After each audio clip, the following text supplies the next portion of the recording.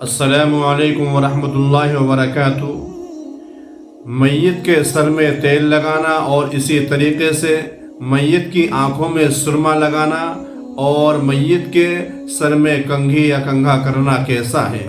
ہمارے ایک بھائی نے یہ سوال کیا ہے کہ اگر جیسے کسی کی موت ہو جاتی ہے، چاہے عورت ہو یا مرد ہو، تو کیا اس کے سر میں تیل لگا سکتے ہیں اور اسی طریقے سے اس کے سر میں کنگھا یا کنگھی کر سکتے ہیں؟ یا اسی طریقے سے کسی مرد کا انتقال ہوا ہے، چہرے پر داڑھی ہے، تو داڑھی کے اندر کنگھا کر سکتے ہیں یا نہیں؟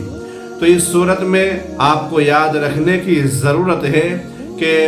انتقال جس کا ہوا ہے، چاہے عورت ہو یا مرد ہو، شادی شدہ ہو یا غیر شادی شدہ ہو، جس کا انتقال ہوا ہے، میت کے سر میں تیل لگانا یہ بالکل مناسب نہیں ہے، درست نہیں ہے، اور اسی طریقے سے میت کی آنکھوں میں سرما لگانا بھی درست نہیں ہے، اور اسی طریقے سے میت کے چہرے پر اگر داڑھی ہے تو داڑھی کے اندر بھی کنگھی کرنا یہ درست نہیں ہے، کیونکہ کنگھی کرنا اور اسی طریقے سے تیل لگانا اور اسی طریقے سے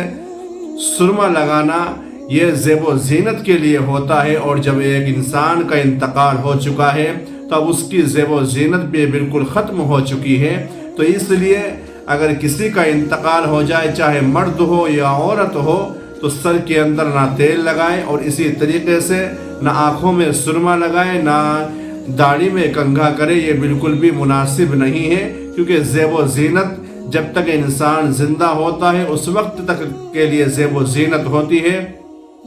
لیکن جیسے ہی انسان کا انتقال ہو جاتا ہے تو زیب و زینت اس کے ساتھ ہی ختم ہو جاتی ہے۔ لہذا سر میں تیل لگانا اور کنگھی کرنا اور اسی طریقے سے سرما لگانا یہ بالکل بھی درست نہیں ہے۔ السلام علیکم ورحمۃ اللہ۔